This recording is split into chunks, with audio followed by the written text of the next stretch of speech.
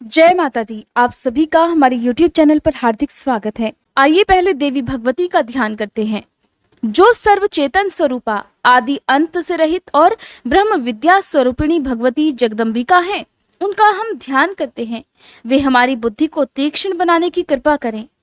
श्री शौनक जी ने कहा, हे महाभाग सूत जी, आप महाभाग और पुरुष श्रेष्ठ हैं, क्योंकि आपने परम पावन पुराण संहिताओं का भली भांति अध्ययन कर लिया है। हे अनघ, मुनिवर व्यास जी ने 18 पुराणों का प्रणयन किया और आप अध्ययन करते रहे। वे सभी पुराण बड़े ही अद्भुत हैं। हे मुनिवर, सत्यवती नंदन व्यास जी के मुखारविंद से 5 लक्षणों और रहस्यों सहित उन संपूर्ण पुराणों को आप अच्छी प्रकार जान गए हैं।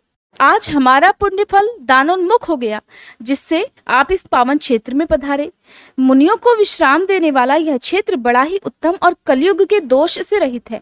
हे सूत जी, ये मुनि मंडली पुण्यदायी पुराण संबंधी कथा सुनने के लिए बड़ी उत्सुक है, अतः आप सावधान होकर हमें सुनाने की कृपा करें। हे महाभाग, आप तो संपूर्ण शास्त्रों के वेदता और त्रिविध तापों से रहित हैं। सूत जी, जिनके कान हैं और जो सुनने के स्वाद से भी परिचित हैं, वे मनुष्य अगर पुराण नहीं सुनते तो वे अभागे हैं। जिस प्रकार शठरस के स्वाद से जीभ तृप्त हो जाती है, वैसे ही विद्वान पुरुष के वचनों से कर्णेंद्रियों को महान आनंद होता है, ये सभी जानते हैं। सांपों के कान नहीं होते, तब भी मधुर स्वरों को सुनकर वे अपनी सुध-बुध खो बैठते हैं। फिर कान वाले मनुष्य अगर सद्वाणी नहीं सुनते तो उन्हें बहरा ही क्यों न कहा जाए। हे सूत जी महाराज, ये सभी विप्रगण कथा सुनने की अभिलाषा से सावधान होकर नैमिषारण्य क्षेत्र में बैठे हैं। कली के भय से इन्हें महान दुख हो रहा है। हे सर्वज्ञ, आपके कहे हुए अन्य बहुत से पुराण हमने सुने हैं, किंतु उनके सुनने से अब भी हमारी उसी प्रकार तृप्ति नहीं हो रही, जैसे देवता अमृतपान से कभी अघाते नहीं। हे सूत जी, धिक्कार है इस अमृत को, जिसे पीने वाले कभी मुक्त नहीं हो सकते, किंतु धन्य है वो पुराण जो सुनने से ही मनुष्यों को मुक्त कर देता है। हे सूत जी, अमृत पान करने के लिए हमने हजारों यज्ञ किए, किंतु फिर भी हमें शांति नहीं मिल सकी, क्योंकि यज्ञों का फल स्वर्ग है। स्वर्ग भोगने के पश्चात वहां से गिरना ही पड़ता है। इस प्रकार इस संसार चक्र में आने जाने की ये क्रिया सदा चलती ही रहती है। हे सर्वज्ञ सूत जी, इस त्रिगुणात्मक जगत में काल चक्र की प्रेरणा से सदा चक्कर काटने वाले मनुष्यों को ज्ञान हुए बिना मुक्ति मिलनी कभी संभव नहीं। इसलिए आप परम पावन देवी भागवत को कहने की कृपा कीजिए। ये पुराण संपूर्ण रसों से परिपूर्ण, अत्यंत पवित्र, गोपनीय तथा मुक्ति कामी जनों को सदा अभिलषित मुक्ति प्रदान करने वाला है। श्री सूत जी कहते हैं, श्रीमद देवी भागवत अत्यंत पवित्र और वेद प्रसिद्ध पुराण है। इसके संबंध में आप महानुभावों के प्रश्न करने से मैं धन्य, बड़भागी और परम पावन बन गया। अब मैं इसे कहता हूँ। यह पुराण संपूर्ण श्रुतियों के अर्थ से अनुमोदित, अखिल शास्त्रों का रहस्य और आगमों में अपना अनुपम स्थान रखने वाला है, जो योगियों को मुक्ति प्रदान करने वाले ब्रह्मादि देवताओं से सुसेवित है, तथा प्रधान मुनिगण उत्तम स्तोत्रों के द्वारा जिसका सदा चिंतन किया करते हैं। भगवती जगदम्बिका के उन सुकोमल चरण कमलों को प्रणाम करके आज मैं विस्तार पूर्वक ये पुराण कहने के लिए प्रस्तुत हो रहा हूँ। हे द्विजवरों, यह रसों का भंडार है। इसमें जहां देखिए भगवती की भक्ति ही निहित है। इसलिए भगवती के नामों से ही, अर्थात श्रीमद देवी भागवत नाम से यह पुराण प्रसिद्ध है। उपनिषद में जो विद्या नाम से प्रसिद्ध है, आद्या, परा, सर्वज्ञा जिनके नामांतर हैं, जो संसार के आवागमन रूपी बंधन को काटने में कुशल है और चारों ओर ही जिनकी सत्ता बनी रहती है, दुष्ट जन जिन्हें किसी प्रकार भी नहीं जान सकते, तथा मुनियों के ध्यान करने पर जो स्वयं अपनी झांकी दिखाया करती है, वे भगवती जगदम्बिका इस कार्य में सफलता प्रदान करने की कृपा करें। वेदों और पुराणों में ये भली भांति विदित है कि श्री ब्रह्मा जी इस अखिल जगत के सृष्टा हैं। साथ ही वे ये भी कहते हैं कि ब्रह्मा जी का जन्म भगवान विष्णु के नाभि कमल से हुआ है। फिर ऐसी स्थिति में ब्रह्मा जी स्वतंत्र सृष्टा कैसे हो गए? भगवान विष्णु को भी स्वतंत्र सृष्टा नहीं कह सकते। वे तो शेषनाग की सैया पर सोए हुए थे। नाभि से कमल निकला और उस पर ब्रह्मा जी प्रकट हुए, किंतु वे श्री हरि भी तो किसी आधार पर ही अवलंबित थे। उनके आधारभूत क्षीर समुद्र को भी स्वतंत्र सृष्टा नहीं माना जा सकता, क्योंकि वह रस है। रस बिना पात्र के नहीं ठहरता, कोई ना कोई उसका आधार रहना ही चाहिए। इसलिए चराचर जगत की आधारभूत भगवती जगदम्बिका ही सृष्टा रूप में निश्चित हुई। मैं उनकी शरण ग्रहण करता हूँ। कमल स्थित ब्रह्मा जी को दर्शन मिले। भगवान विष्णु योग निद्रा के अधीन होकर शयन कर रहे थे। तब उन प्रभु को जगाने के लिए पितामह ने जिनकी स्तुति की थी, उन भगवती जगदम्बिका की मैं शरण लेता हूँ। वे भगवती सगुण निर्गुण मुक्ति प्रदान करने वाली और माया स्वरूपिणी हैं। अब मैं उनका ध्यान करके संपूर्ण पुराणों का कथन करता हूँ। मुनिगण, कृपया सुनने की कृपा करें। श्रीमद् देवी भागवत सबसे उत्तम और पावन पुराण माना जाता है। इसमें 18,000 श्लोक हैं। संस्कृत भाषा में इसकी रचना हुई है। वेद व्यास जी ने सुंदर 12 स्कंधों से इसे सजाया है। पूरे पुराण में 318 अध्याय हैं। प्रथम स्कंध में 20, दूसरे में 12, तृतीय में 20, चतुर्थ में 25, पंचम में 35, षष्ठ में 31, सप्तम में 40, अष्टम में 24, नवम में 50, दशम में 13, एकादश में 24 और द्वादश स्कंद में कुल 14 अध्याय हैं। महात्मा पुरुषों का कहना है कि इस पुराण में इस प्रकार तो अध्याय हैं और 18,000 श्लोक हैं। मुनिवरों, देवी भागवत पुराण बड़ा ही पवित्र और संपूर्ण दुखों का नाश करने वाला है। इसके प्रभाव से मनोरथ पूर्ण होते हैं और मुक्ति भी सुलभ हो जाती है। इसके सभी विषय वेद के अभिप्राय से युक्त हैं। संपूर्ण वेदों का सारभूत यह पुराण मुक्तिकामी जनों को सदा प्रिय है। इस पुराण की रचना करने के बाद व्यास जी ने सर्वप्रथम अपने अयोनिज और विरक्त पुत्र महाभाग शुकदेव जी को अधिकारी समझकर उन्हें ही सुनाया। हे मुनियों, मैं वही था। वेद व्यास जी प्रवचन कर रहे थे। इसी से यथार्थ बातें मैंने भी सुन ली। गुरुदेव बड़े कृपालु थे। उन्हीं की कृपा से यह अत्यंत गुप्त पुराण प्रकट हुआ है। व्यास नंदन शुकदेव जी की बुद्धि बड़ी विलक्षण थी। उनके पूछने पर इस गुप्त पुराण की सभी बातें व्यास जी व्यक्त किया करते थे। वहां रहने के कारण इस पुराण की अमित महिमा का मैं भी जानकार हो गया। मुनिवरों, श्रीमद् देवी भागवत स्वर्गीय कल्प वृक्ष का सुंदर पका हुआ फल है। इस संसार रूपी समुद्र के अथाह जल को पार करने की इच्छा रखने वाले शुकदेव जी उस फल को आदर पूर्वक चखने वाले पक्षी हैं। उन्होंने इस विविध कथा रूपी अमृत को अपने कान रूपी पुटकों में भर भर कर खूब पान किया। जगत में ऐसा कौन पुरुष है जो इस अद्भुत कथा को सुनकर कली के भय से मुक्त ना हो जाए? जो पापी वैदिक धर्मों से विमुख और अपने चरित्र से भ्रष्ट है, उसे भी अगर किसी प्रकार से श्रीमद् देवी भागवत सुनने का अवसर मिल जाए तो संसार के विविध भोगों को भोगकर अंत में भगवती के उस नित्य परम धाम को वह चला जाता है जहाँ योगी लोग जाया करते हैं। जो निर्गुण स्वरूपा है, जो संत जनों की प्रेम पात्री और ध्यान में दर्शन देने वाली हैं, वे विद्यामयी भगवती जगदम्बिका उस बड़भागी पुरुष के हृदय रूपी गुफा में निवास कर लेती हैं, जो निरंतर इस देवी भागवत की कथा सुनने में तत्पर रहता है। संसार रूपी अगाध समुद्र को पार करने के लिए यह सर्वांग पूर्ण मानव देह सुंदर जहाज है, जिसे ऐसा शरीर मिल गया और कथावाचक की कमी भी नहीं रही। तब भी जो मूर्ख इस कल्याण में देवी भागवत को नहीं सुन पाता, निश्चित ही वह अत्यंत भाग्यहीन है। जिसे विचारशील मनुष्य तन मिल गया हो, दोनों कान विद्यमान हो, तब भी सभी मनोरथ पूर्ण करने वाले रस के भंडार और परम पावन इस भागवत पुराण को न सुनकर जो प्रेम पूर्वक पर निंदा और परचर्चा सुनने में मस्त रहता है, वह मूर्ख मर ही क्यों नहीं जाता? उसके जीवन से लाभ ही क्या है? तब ऋषियों ने पूछा, हे महाभाग सूत जी, व्यास जी की किस पत्नी से शुकदेव जी प्रकट हुए? कैसे उनका आविर्भाव हुआ? और वे ऐसे किन गुणों से संपन्न थे कि उन्होंने संहिताओं का भलीभांति अध्ययन कर लिया? महामते, आपने कहा है शुकदेव जी अयोनिज हैं, अरणी से उनका प्राकट्य हुआ है। इस बात से तो हमें महान आश्चर्य हो रहा है। इसके बारे में भी विस्तार पूर्वक बताइए। तब श्री सूत जी कहते हैं, प्राचीन समय की बात है। सत्यवती नंदन व्यास जी सरस्वती नदी के तट पर विराजमान थे। उनके आश्रम में 2 गौरैया पक्षी थे। उन्हें देखकर वे आश्चर्य में पड़ गए। उन्होंने देखा कि दोनों पक्षी अपने घोंसले में थे। उनका एक सुंदर सा बच्चा अभी अभी अंडे से बाहर निकला था। उस बच्चे के सभी अंग बड़े ही सुंदर थे और अभी पंख और रुओं से वह रहित था। दोनों पक्षी उस बच्चे को आहार पहुंचाने के लिए बड़ा प्रयास कर रहे थे।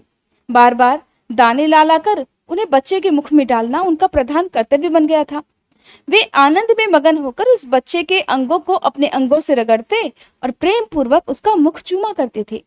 उन गौरैया का अपने बच्चों में ऐसा अद्भुत प्रेम देखकर व्यास जी ने अपने मन में विचार किया कि जब पक्षी अपने पुत्रों के प्रति इतना स्नेह कर रहे हैं, तब मनुष्यों का संतान में प्रेम हो, इसमें कौन सी विचित्र बात है? क्योंकि उन्हें तो पुत्रों से सेवा पाने की अभिलाषा बनी ही रहती है। सत्यवती नंदन व्यास जी इस प्रकार के विविध विचारों में उलझकर उदास हो गए। मन ही मन कुछ सोच समझकर बात निश्चित कर ली और वे फिर मंदराचल पर्वत के निकट चले गए। खूब विचार किया। विचार करने लगे, कहने लगे कि मेरे मनोरथ पूर्ण करने और वर देने में निपुण कौन देवता है जिनकी मैं उपासना करूं? भगवान विष्णु, शंकर, इंद्र, ब्रह्मा, सूर्य, गणेश, स्वामी कार्तिकेय, अग्नि अथवा वरुण, मुझे किनकी उपासना करनी चाहिए? इस प्रकार व्यास जी सोच ही रहे थे कि इतने में ही चारों ओर विचरने वाले देवर्षि नारद हाथ में वीणा लेकर वहां पधारे। मुनि को देखकर व्यास जी को बड़ा हर्ष हुआ। उन्होंने पाद्य और अर्घ्य प्रदान करने की समुचित व्यवस्था की, साथ ही कुशल समाचार भी पूछा। कुशल प्रश्न सुन लेने के बाद मुनिवर नारद जी ने व्यास जी से पूछा, नारायण नारायण, द्वैपायन जी, तुम क्यों इतने चिंतित दिख रहे हो? अपनी चिंता का कारण तो बतलाओ। तब व्यास जी कहने लगे, हे देवर्षि, सुना गया है कि पुत्रहीन की गति नहीं होती और मानसिक सुख भी उसे सुलभ नहीं हो सकता। इसीलिए मैं बहुत दुखी हूँ और यही चिंता मुझे बार बार बेचैन कर रही है। अब मैं मनोरथ पूर्ण करने वाले किस देवता की उपासना करूं, इसी विचारधारा में गोते खा रहा हूँ। इस परिस्थिति में अब आप ही मेरे आश्रय हैं। हे देवर्षि, आप सब कुछ जानने वाले और कृपा के समुद्र हैं। शीघ्र बताने की कृपा कीजिए कि मैं किन देवता की शरण में जाऊं जो मुझे पुत्र प्रदान कर सके। सूत जी कहते हैं, इस प्रकार व्यास जी के पूछने पर महामना नारद जी अत्यंत प्रेम पूर्वक उनसे कहने लगे, हे महाभाग व्यास जी, आप इस विषय में जो पूछ रहे हो, ठीक यही प्रश्न मेरे पिताजी ने भगवान श्री हरि से किया था। देवाधिदेव भगवान जगत के स्वामी हैं। लक्ष्मी जी उनकी सेवा में उपस्थित रहती हैं। दिव्य कौस्तुभ मणि उनकी शोभा बढ़ाती है। वे शंख चक्र और गदा धारण करे रहते हैं, पीतांबर धारण करते हैं, 4 भुजाएं हैं, वक्ष स्थल पर श्री वत्स का चिन्ह चमकता रहता है। वे चराचर जगत के आश्रयदाता हैं, जगत गुरु और देवताओं के भी देवता हैं। ऐसे जगत प्रभु भगवान श्री हरि महान तप कर रहे थे। उनकी समाधि लगी हुई थी। ये देखकर मेरे पिता श्री ब्रह्मा जी को बड़ा आश्चर्य हुआ और उन्होंने उनसे यह जानने की इच्छा प्रकट की। तब ब्रह्मा जी ने पूछा कि हे प्रभु, आप तो देवताओं के अध्यक्ष, जगत के स्वामी और भूत भविष्य और वर्तमान सभी जीवों के एकमात्र शासक हैं। भगवान, फिर आप क्यों तपस्या कर रहे हैं और किस देवता की आराधना में लीन है? मुझे असीम आश्चर्य हो रहा है और सबसे आश्चर्य तो ये हो रहा है कि आप देवेश्वर और सारे संसार के शासक होते हुए भी समाधि में लीन हैं। प्रभु, आपके नाभि कमल से तो मेरी उत्पत्ति हुई है और वह मैं अखिल विश्व का रचयिता बन गया। फिर आप जैसे सर्वसमर्थ पुरुष से बढ़कर कौन विशिष्ट देवता है, उसे बताने की कृपा अवश्य कीजिए।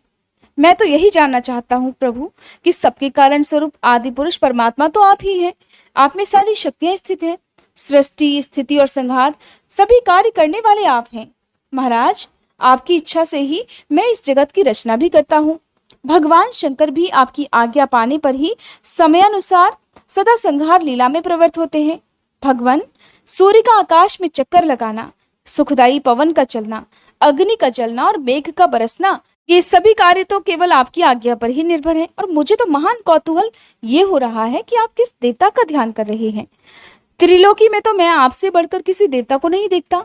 इसलिए हे प्रभु, मुझ दास को ये रहस्य बताने की कृपा कीजिए, क्योंकि श्रेष्ठ पुरुष कभी किसी बात को छिपाते नहीं।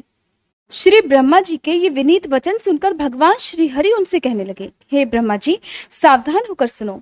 मैं अपने मन का विचार व्यक्त करता हूँ। देवता, दानव और मानव सब यही जानते हैं कि आप सृष्टि करते हो, मैं पालन करता हूँ और भगवान शंकर संहार किया करते हैं। किंतु फिर भी वेद के पारगामी पुरुष अपनी युक्ति से ये सिद्ध करते हैं कि रचने, पालने और संहार करने की यह योग्यता जो हमें मिली है, इसकी अधिष्ठात्री शक्ति देवी है। वे कहते हैं कि संसार की सृष्टि करने के लिए आप में राजसी शक्ति का संचार हुआ है, मुझे सात्विकी शक्ति मिली है और रुद्र में तामसी शक्ति का आविर्भाव हुआ है।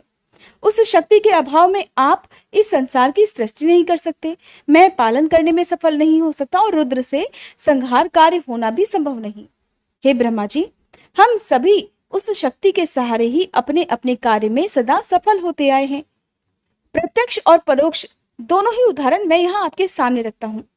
यह निश्चित बात है कि उस शक्ति के अधीन होकर ही मैं प्रलय काल में इस शेष नाग की शैया पर सोता और सृष्टि करने का अवसर आते ही जाग जाता हूँ। मैं सदा तप करने में लगा रहता हूँ। उस शक्ति के शासन से कभी मुक्त नहीं रह सकता। कभी अवसर मिला तो लक्ष्मी जी के साथ सुखपूर्वक समय बिताने का सौभाग्य भी प्राप्त होता है। मैं कभी तो दानवों के साथ युद्ध करता हूँ और अखिल जगत को भय पहुंचाने वाले दैत्यों के विकराल शरीरों को शांत करना मेरा परम कर्तव्य हो जाता है। धर्मज्ञ, बहुत पहले की बात कह रहा हूँ, उस समय आप तो थे ही, चारों ओर जल ही जल था। मुझे 5000 वर्षों तक बाहु युद्ध करना पड़ा था। मेरे कान के मैल से उत्पन्न होने वाले मधु और कैटब नामधारी तो महान दानव दुष्ट थे। उन्हें असीम अभिमान था। भगवती आद्य शक्ति की कृपा से ही मैं उन दैत्यों को मारने में सफल हो सका। महाभाग, उस समय की बात से क्या आप अपरिचित हो?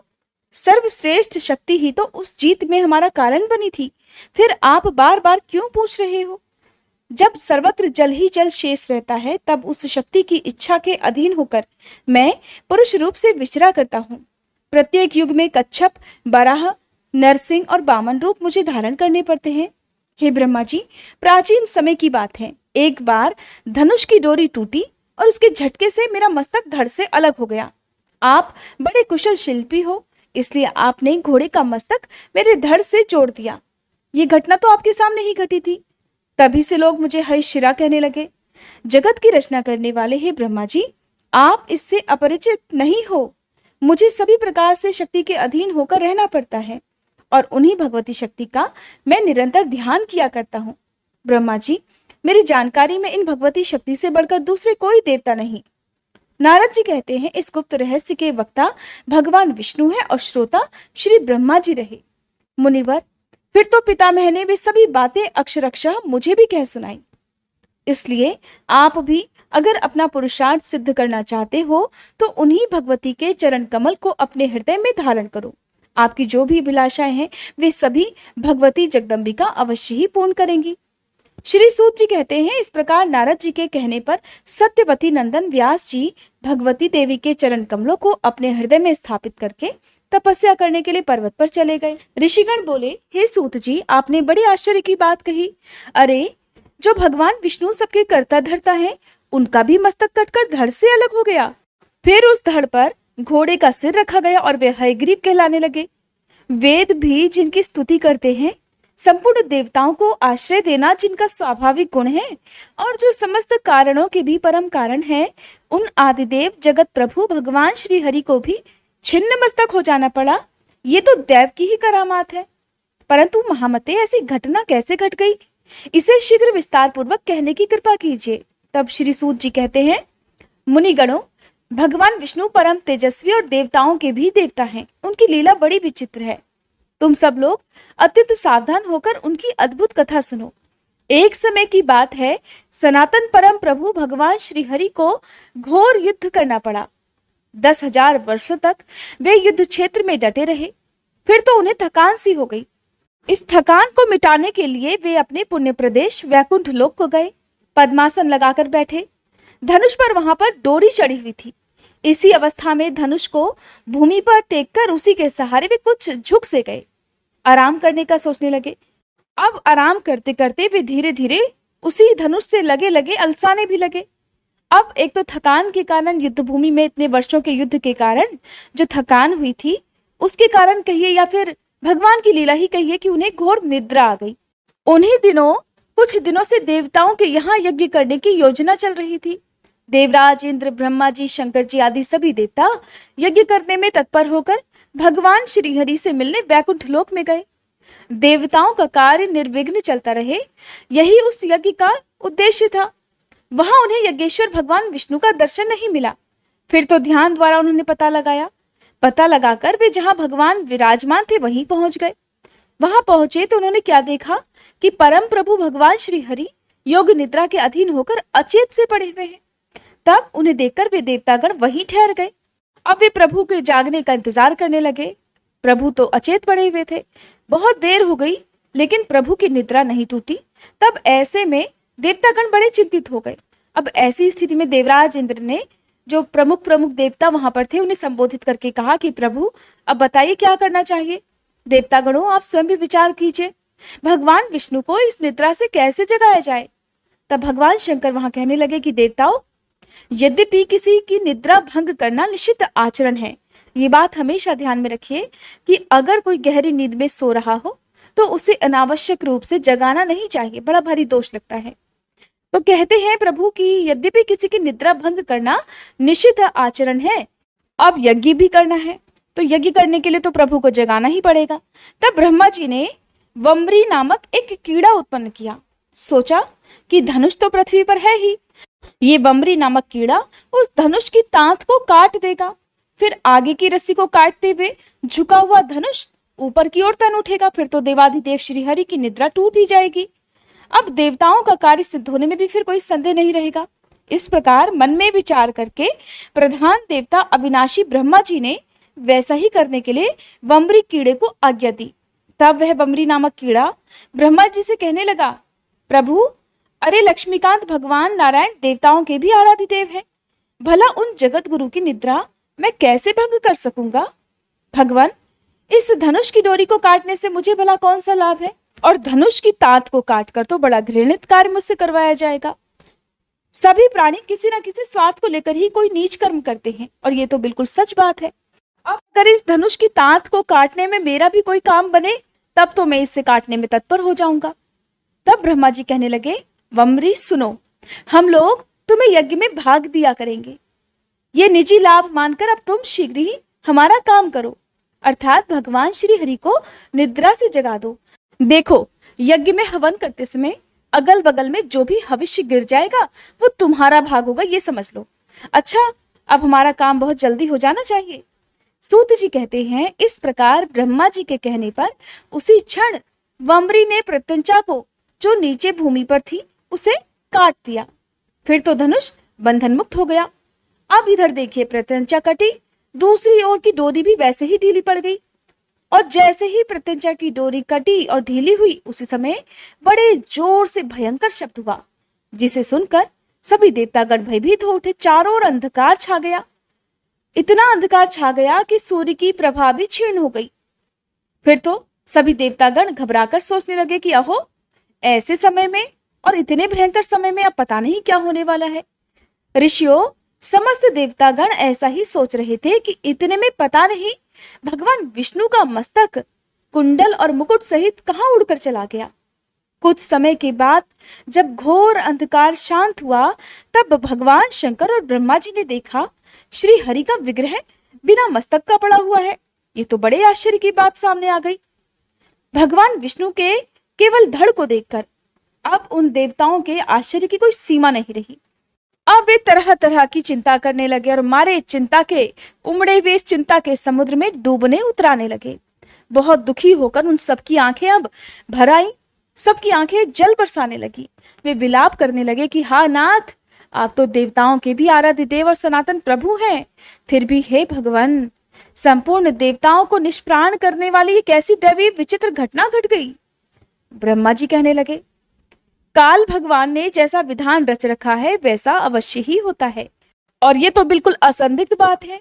जैसे बहुत पहले काल की प्रेरणा से भगवान शंकर ने मेरा ही मस्तक काट दिया था, ठीक उसी तरह आज भगवान विष्णु का भी मस्तक धड़ से अलग होकर समुद्र में जा गिरा है। शचीपति देवराज इंद्र के हजारों भग हो गए, उन्हें दुखी होकर स्वर्ग से गिर जाना पड़ा और मानसरोवर में जाकर वे कमल पर रहने लगे। इसलिए तुम्हें बिल्कुल भी शोक इस समय नहीं करना चाहिए। तुम सभी उन सनातनमयी विद्या स्वरूपिणी महामाया का चिंतन करो। वे प्रकृतिमयी भगवती निर्गुण स्वरूपिणी और सर्वोपरि विराजमान है। अब वे ही हमारा कार्य सिद्ध करेंगी। वे इस जगत को धारण करती हैं, उनका नाम ब्रह्म विद्या भी है। सब प्राणी तो उन्हीं की संतान है। त्रिलोकी में चर और अचर जितने प्राणी हैं, सब में वे विराजमान हैं।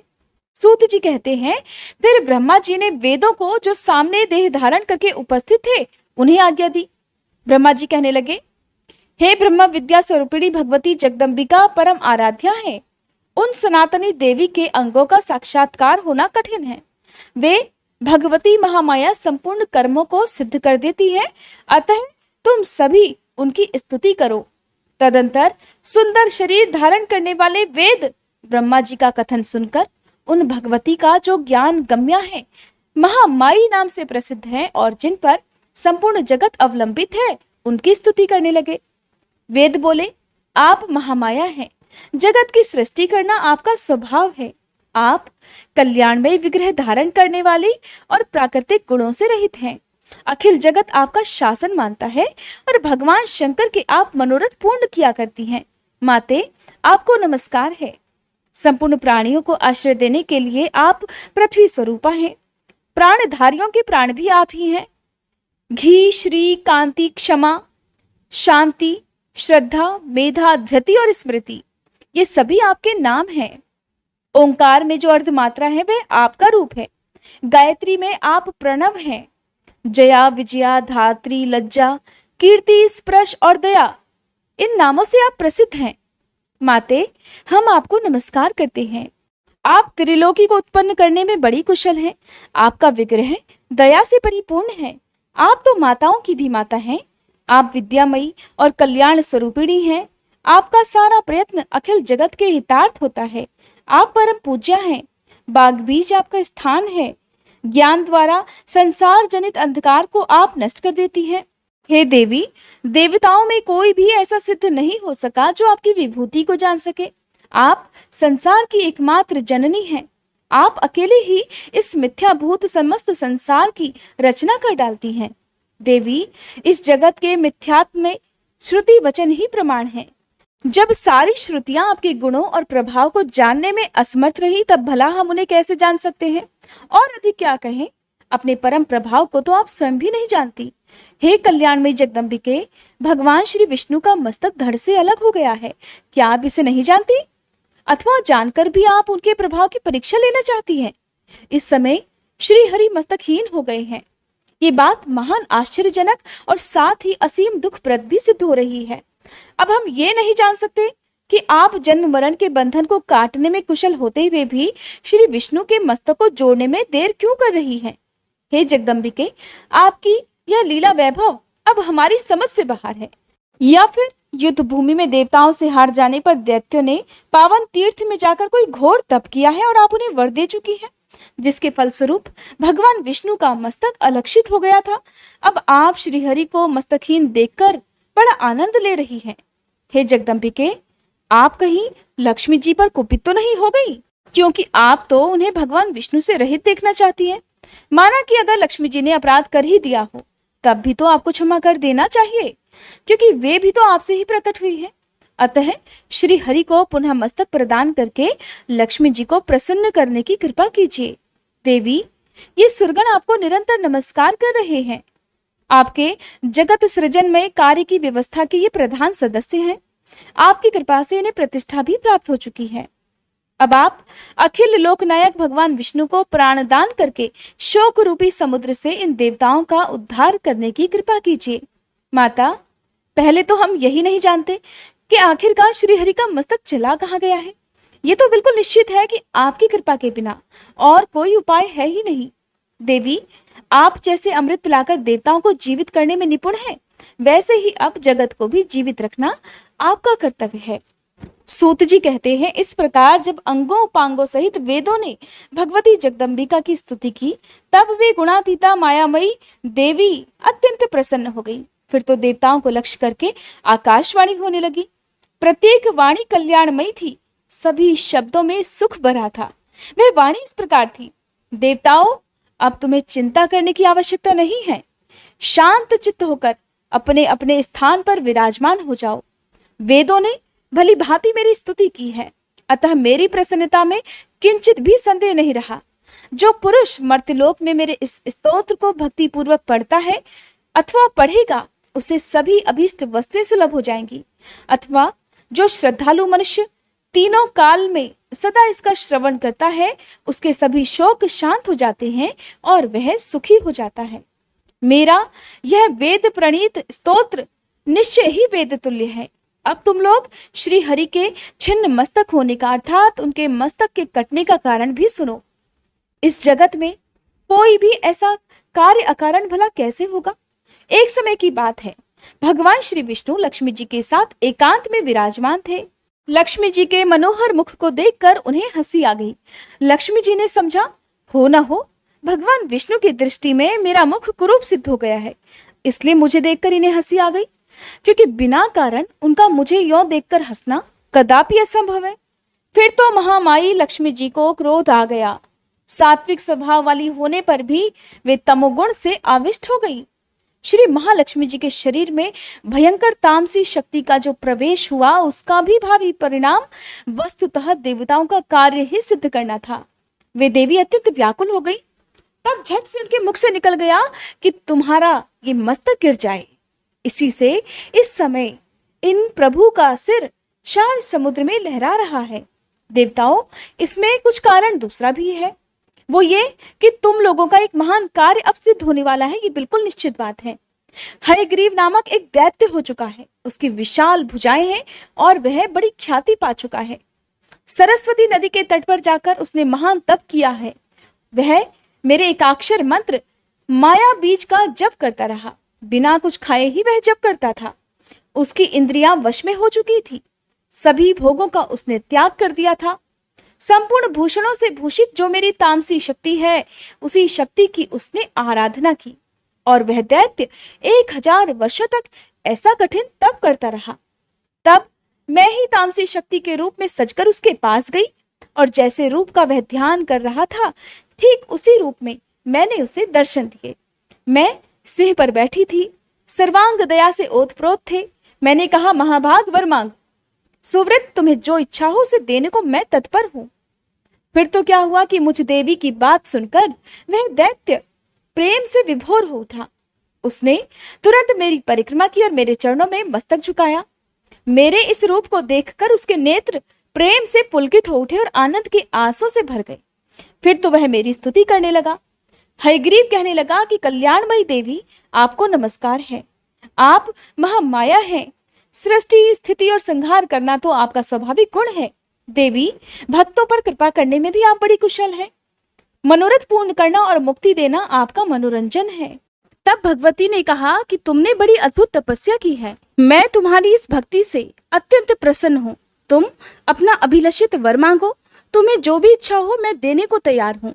तब हयग्रीव बोला, माते, जिस किसी प्रकार भी मुझे मृत्यु का मुख ना देखना पड़े, वैसा ही वर देने की कृपा कीजिए।